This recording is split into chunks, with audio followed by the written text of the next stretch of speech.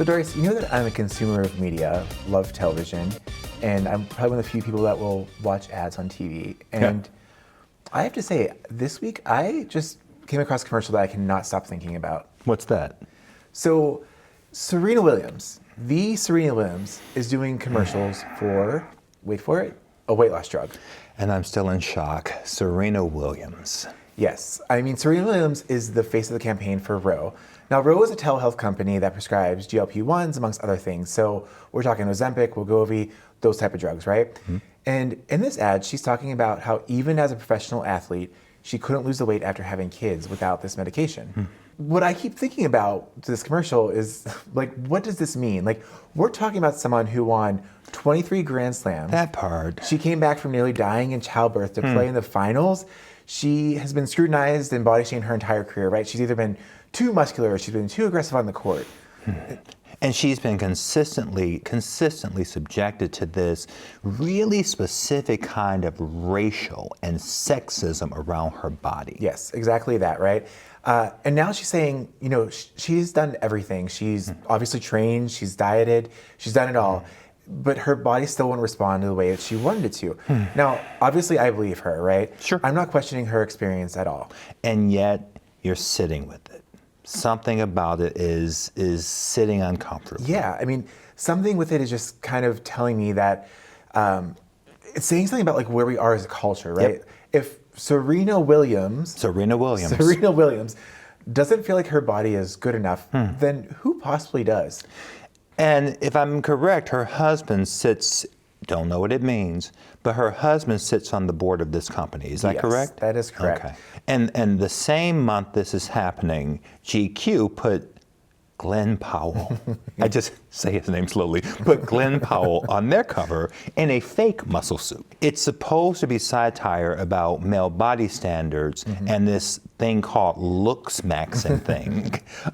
But when I scrolled past it, I really thought it might have been AI or just really aggressive Photoshop. Right, because we all love an aggressive Photoshop or a filter, right? Who doesn't? And I think that kind of like tells you about like where we are. Yeah. Like we are at the point now where we can't tell what's real anymore. That part.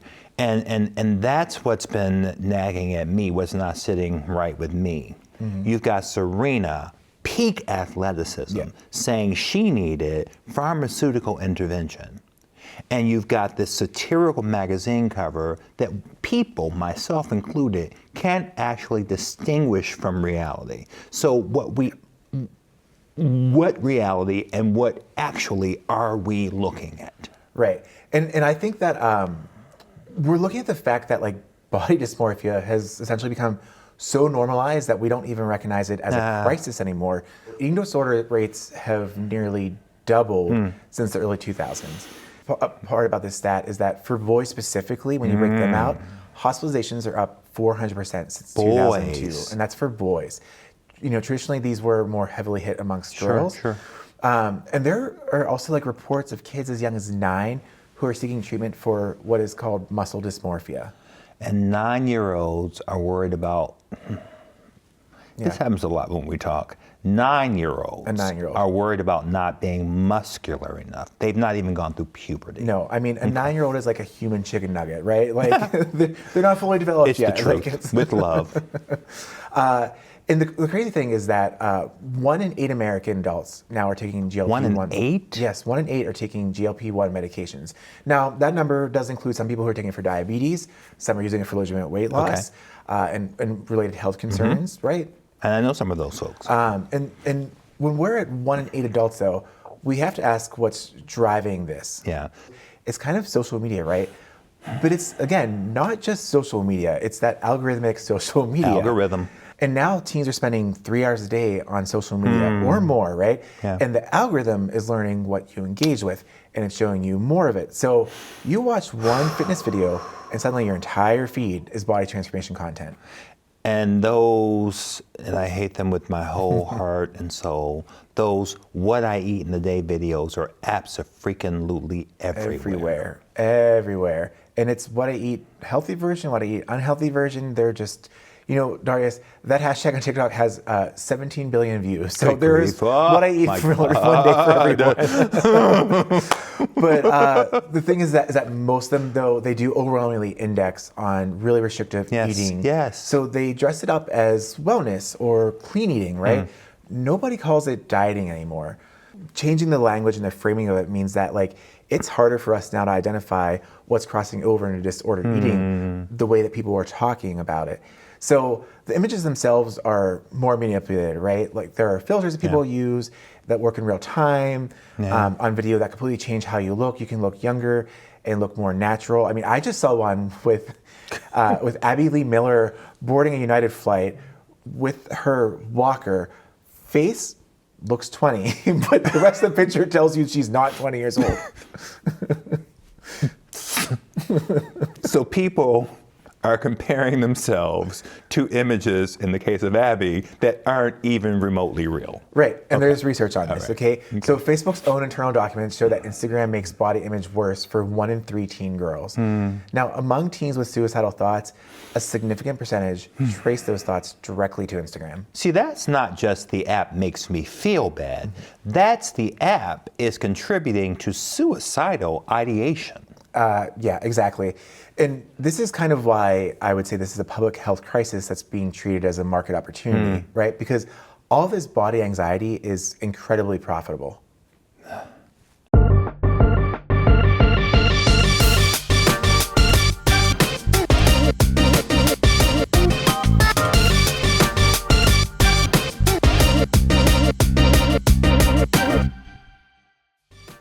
So Gregor, we started out with Serena and with Glenn, but this feels like it goes so much deeper as most things do. This feels rather systemic. I think what's at play here is there's this thing called cultivation theory, right? It's the idea that media shapes essentially reality, right? So it shows what we should believe and perceive as reality based upon images we see. So this used to apply to television, right? And to print advertisements. And you certainly had these same kind of issues and critiques. If you think of Kate Moss and the heroin chic look of the 90s, right? This is kind of always something that we have struggled with. We've also used it in the opposite way. You had Dove in their Love Your Body campaign, right? That tried to kind of counteract that. So it's something that's always been around, but it's different now because we have our phones. Inside of our phones, we have Instagram, and we have TikTok, and we have all these various ways of consuming. They have little brains that called algorithms designed to screw us. Right, to serve us more content that we're watching. Okay, or synonyms. If I worked for them, that's what I would say. Sure. Content that you're showing me that you're interested in. I say screw, you say content alignment. No, but I mean, it's a little bit more than that, right? So it's kind of disconcerting because we're talking about as a society in general, from teenagers to adults, we're all consuming more media through our phones. On TikTok specifically, eating or just content has had a very specific and dangerous past with a lot of users. TikTok they have allegedly one of the most brilliant strategic algorithms, right? That really just knows what people want and serves it to them on their For You page. So what we kind of found when we were taking a look at all the research is that just 8 minutes of scrolling can harm a young woman's body image, which is insane to think about. I mean, 8 minutes is nothing with the amount of time that we are constantly looking at our phone. Sure. So it's almost like looking into the eclipse. Yes. It can destroy you very quickly. Exactly. That's a perfect analogy. Okay. So you have these Fitspo, so Fit Inspiration, and weight loss videos that are linked to creating the lowest amount of self-esteem within people. So you're going to these to watch how people are losing weight. You probably have seen these in your feed too. It's, watch me do this for 30 days. I ignore them as I eat my Ben & Jerry's, but go on. See, I don't, because I'm also the person that watches my 600-pound life. So I watch a lot of these. So my feed is maybe constituted of too much of these. But I also understand them compared to, say, a teenager or someone who's not media literate. Yeah. Women tend to over-internalize these unrealistic beauty standards that they see. And you kind of see this through their use of the platforms, the use of actual live filters, and just not presenting themselves. So it's not even just being done up in makeup and taking time to edit and shoot, but it's actually removing yourself one step further by making sure there's always a filter. I was making light of the Abby Lee Miller, but it actually did kind of take me aback because I was like, I know that voice. And I looked down and I was like, looked at the handle. And Harper, I was like, who's that woman? But I mean, like, you know what she's been on TV too. Right. That's the crazy part, It's right? not a secret. We know what you look like, Abby. Yes. But I think the kind of most diabolical thing of this study was that the content that was flagged as harmful, so harmful content, meaning in this case of the study, eating disorder content, even when it's flagged, it's rarely ever removed from the platforms. So that's kind of disconcerting from a female perspective. But like we were talking about earlier, this also applies to males, and especially young males. Yeah. If we want to kind of talk about where most men, or I guess I should say most teenage boys kind of start, it's in this trend of TikTok and called looks maxing, which from it, the name of it doesn't sound like a bad thing, right? It's teenage boys coming to look at like how they can focus on maximizing their physical attractiveness through routines like skincare, hair care, diet, scents. There's smell maxing for like colognes and things like that. So it sounds like health and wellness, but I have a feeling it's not. It sounds like health and wellness. It sounds like things that you might want teenage boys to do that they've not traditionally done. Like let's smell good. Let's brush our hair. All of my mother's goals. Yes, Using deodorant. yes. You now have hormones. Yes, but your mother did not have the algorithm, unfortunately, because that part is kind of destroying, and there's other subcultures that kind of come off of this. So what sounds like something that is positive actually has a very negative effect on teenage boys. The things that are kind of like a little more concerning are things like mewing. So, mewing? It's like chewing. What it is it's a certain way to posture your tongue against your the roof of your mouth to create a more structured jaw. So they all want like this chiseled kind of jaw, and there is a doctor. This, by the way, I should say, is debunked. So there's a doctor involved in this. There's a doctor involved with this, which means that there is a profit to be made with this. There which we means go. that Oh my God. So you can do it by just how you posture. You can allegedly do it by how you posture, but then there's also like cubes you can chew on. Oh my gosh, I've seen these. Yes. Is that what this is? That's what These this guys is. I see in the videos like this, yes. It's also the same thing with the tape that they put over their mouth, right? So it's not about clean and clear breathing. It's so that your jaw is being in the correct portion to give you, striking jawline and cheekbones. I was today years jawline. old when I learned. I just passed. Well, I'm older. I'm not their target demo. I passed those things, going, "How weird is that for sleeping?" Yeah. If you think that is weird, and you might just want to bash yourself with a hammer, or take part in what's called bone smashing. Don't stay in reality. Don't mock. This is actually reality. So it doesn't have to be a hammer, but the people were using hammers. Are you kidding me with this? And other blunt objects to fracture their face to create more cheekbones, because there were people that were saying that this would create, like when it would heal, it would create a more chiseled look. Again, medically debunked. It actually creates more problems, can create dental problems. So don't try this at home. Don't try this if you see it online. My God. And TikTok has since removed bone smashing from search. So if you were to go there and look for that, you'll get a "if you need help" message. It took me not 2 seconds to type in looks maxing and bone smashing to be able to pull up content. So it's wink, still there. Wink. It's really disconcerting when we talk about, professional actors and athletes and how they're being pressured. But I get even more concerned about what it does to youth. Now, in Norway, the Norway public broadcasting system has this phenomenal online expose that takes a look at Samuel, I believe is what his name is. They take a real boy who's 13, who is feeling inadequate, who wants to have, he has an online idol, if you will, like of influencer, a health influencer. And they create a digital clone of this boy, Samuel, to see what happens when they put him onto TikTok. And they give this like AI robot the same parameters that like any 13-year-old would have. So we can't go scrolling TikTok during school hours. I encourage all of our viewers to go out and look at this, because it gives you a time-by-time comparison of Samuel scrolling for innocent stuff to before it turns into pure like muscle, like steroid content. Before his very eyes. Before his very eyes. Literally. So you can just see by like 23 minutes, it's now 70% content on unhealthy fitness, like alpha male. And we are once again at the part of our weekly conversation, Greg, where I go, stop it. I need to take a minute. Let's just stop here.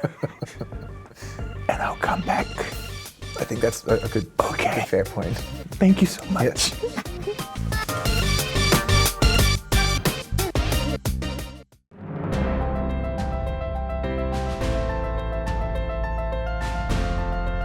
When you commit to authentic voices, when you trust powerful stories, recognition follows. 2 Emmy nominations, the first in our history. Stream the Emmy-nominated programs now on cantv.org or on the CanTV Plus app. CanTV. Experience the power of community television.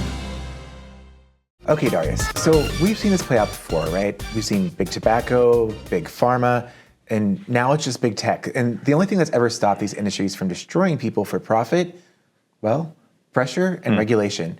So actually calling the system what it is and making it pay for the damage. So let's do that. Let's call it what it is.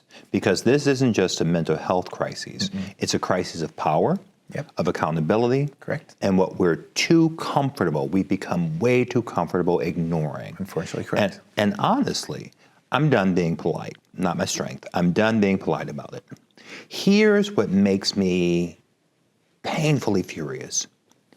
We have everything we need to take action. We've got the receipts. Facebook knew their platforms were harming teens. They knew it. TikTok's algorithm is practically a blueprint for how to trigger an eating disorder. And what's the response? A few hearings, a quietly banned hashtag that no one enforced. That's the level of urgency we're applying to a public health crisis with body counts. And while kids spiral into debt, illness, and identity collapse, tech billionaires, and we could name them, they are sitting on stage at innovation summits acting like they invented clean water.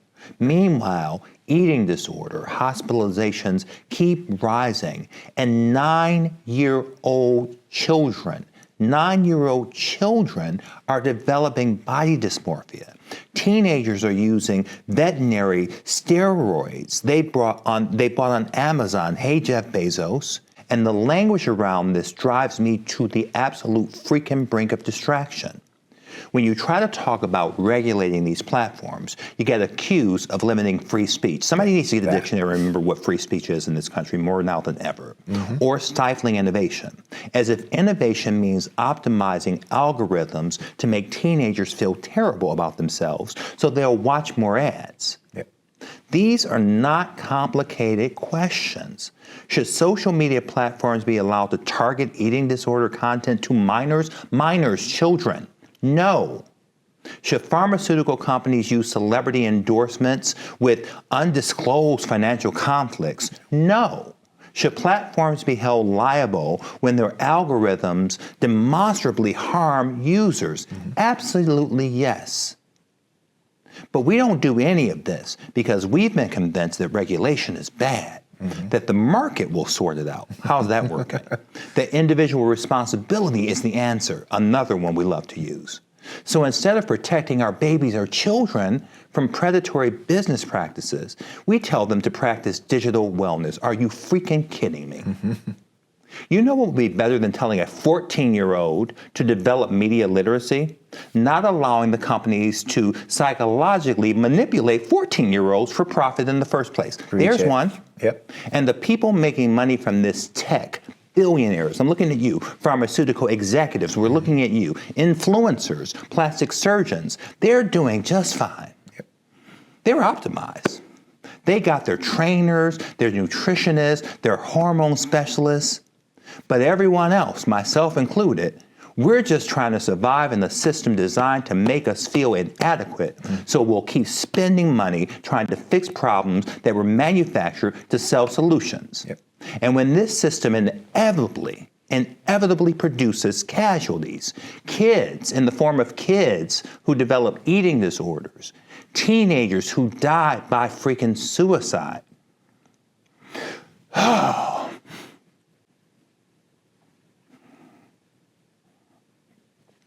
young adults whose lives are destroyed by body dysmorphia.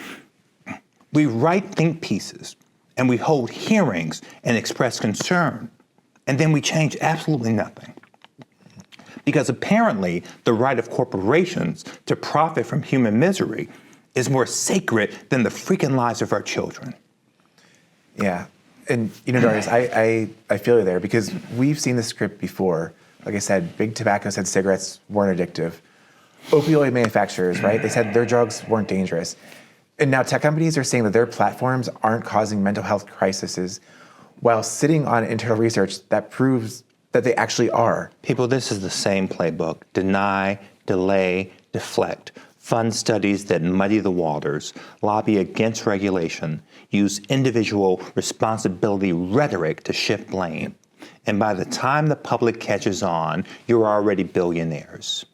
And the harm is already done. Right. And remember, the only thing that's ever changed this pattern, the only thing that's ever changed this, is when we force these companies to change through regulation. Now, it didn't happen because they developed a conscience overnight. It happened because of, say it with me, regulation. Regulation. So here we go, people. We either decide that it's worth doing again, or we accept that this is how things are now.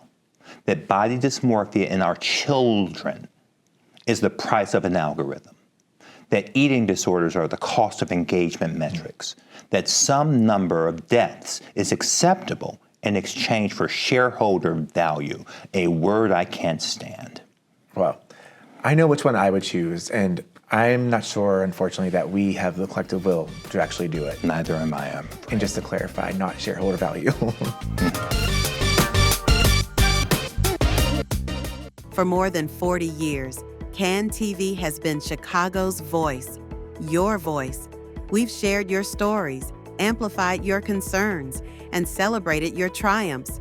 Now we want to hear from you. What programs matter most? What issues should we cover? How can we better serve your community? Visit cantv.org/feedback today. CAN TV. Experience the power of community television. All right, I'm recovered. It is time for my favorite segment, Pretty Petty Please, Please, Please.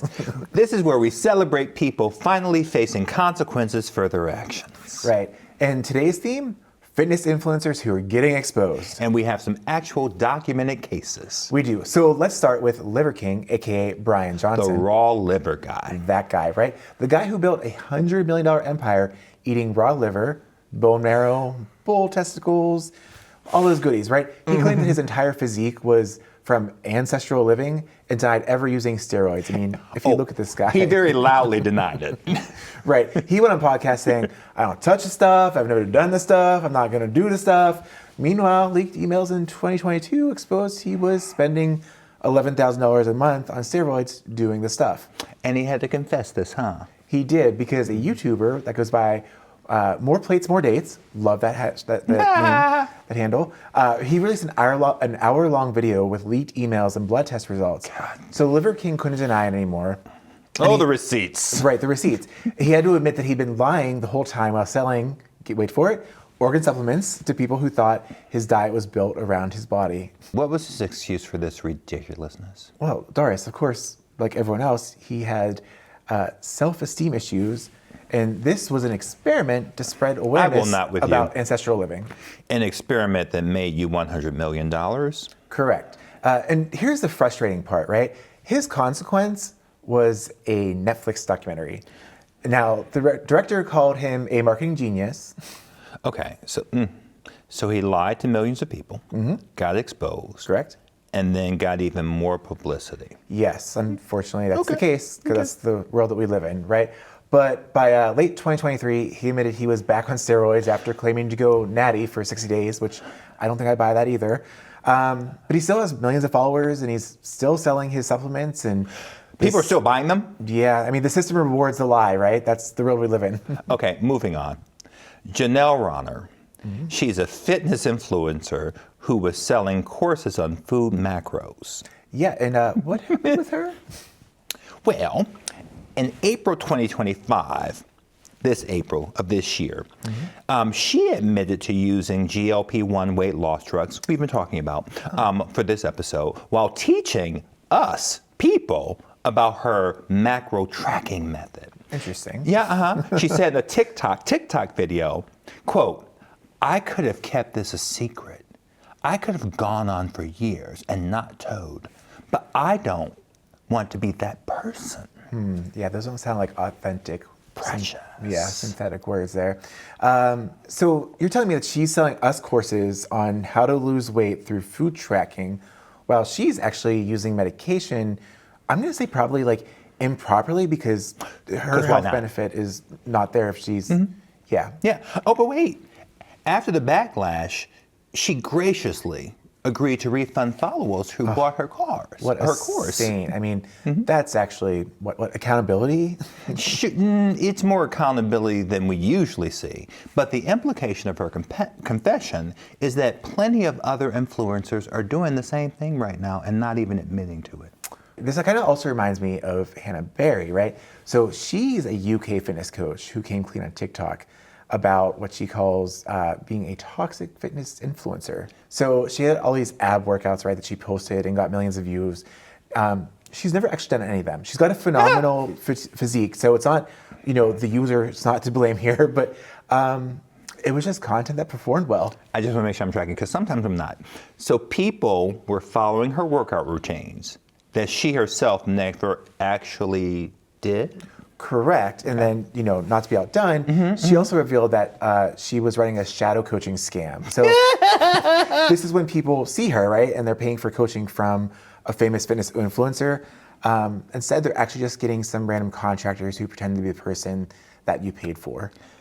I blacked out a little when you were talking, so could you try to explain that? Right. So you will pay for personalized coaching, right, from a famous fitness influencer. In this case, her. Right. Okay. And the famous influencer has thousands of clients. So they hire contractors to copy and paste the same workout plan to hundreds of people while pretending to be the influencer. Okay, that's just straight up fraud. Right, it is. And Hannah Berry going viral for admitting it tells you how normalized fraud has become in this industry. I mean, she's one of the few who was at least honest about what everyone's doing, I guess. Gregory, I'm gonna tell you something. I'm not enjoying this FAFO segment. I'm not finding enough FO. Yeah, I mean, it is kind of terrible, right? I mean, it really is. It's because the reality is that actual consequences are extremely rare in this industry. So Liver King got a Netflix documentary. Janelle Ronner admitted to lying and offered refunds, but she's still out there influencing and presumably making money. Hannah went viral for confessing to fraud. The platforms that helped her do it had hearings, and after Zuckerberg's apology, pretty much nothing changed. Correct. Okay. And so it's the people that are causing harm that are facing minimal consequences, right? And the people being harmed, we're talking about the kids developing eating disorders, the families dealing with suicide, the young adults whose lives were destroyed by body dysmorphia. They're all facing the consequences. So help me lead this conversation with some hope. Right. What actually needs to happen here? So real, actual regulation, right? And actual enforcement. I mean, the lawsuits that are working their way through the courts need to succeed. Platforms need to be held liable for algorithmic harm. Influencers need to face fraud charges when they lie about what's creating their results. And we, each of us, need to stop celebrating people like Liver King as a marketing genius when they're really just con artists who got caught, no less. Right. And that's the real FAFO we need. Okay. Not individual influencers getting temporarily embarrassed. We need systemic change that actually protects people. And that's Pretty Petty Please. Didn't give me what I needed in the FAFO. This week, I'm going to rename it Pretty Petty Disappointing, because the systems keep rewarding the people causing harm. Greg, we got to do better. I agree with you, Darius, but that's what we got for this week, unfortunately. So with that, I'm Gregory Smith. I'm Darius Hillman. Stay petty, stay profound, and remember, your body is not a project, and you deserve better than this predatory system. My God, today.